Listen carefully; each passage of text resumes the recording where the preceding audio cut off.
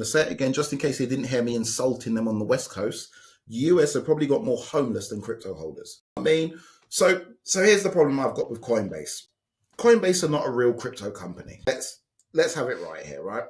They onboard people, but they keep their KYC. They KYC everybody. As soon as these same people that they are complaining about tell Coinbase to rat out their own customers, Coinbase will rat you out in an instant. So Coinbase are not taking no kind of stance against anything. They will not list privacy coins. They will not mix Bitcoin that comes in and out. They will not mix Ethereum that comes in and out. They will do none of those things, but they will start to point the stick at England or the UK on the other side of the world so that they can get some sort of edgy points. These guys are not edgy.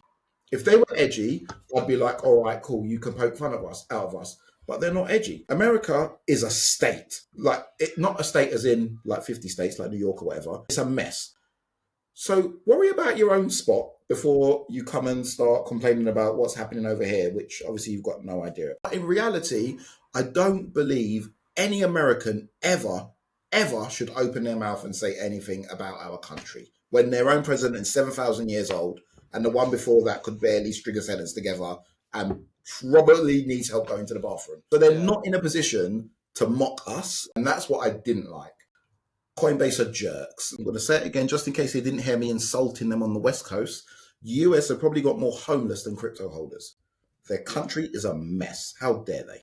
How dare you, sir? So that was a lovely little bit of satire from Coinbase. Absolutely excellent. But I would love them to list privacy coins, or I would love them to mix people's Bitcoin as it goes in and out, or I would love them to not KYC. Once they're doing that, then they can start to say about people changing the financial system, because they look very much like a traditional bank. I don't think there's any difference between using Coinbase and using a traditional bank effectively, other than you've got something labeled Bitcoin. They will do all the horrible things to you that a bank will do.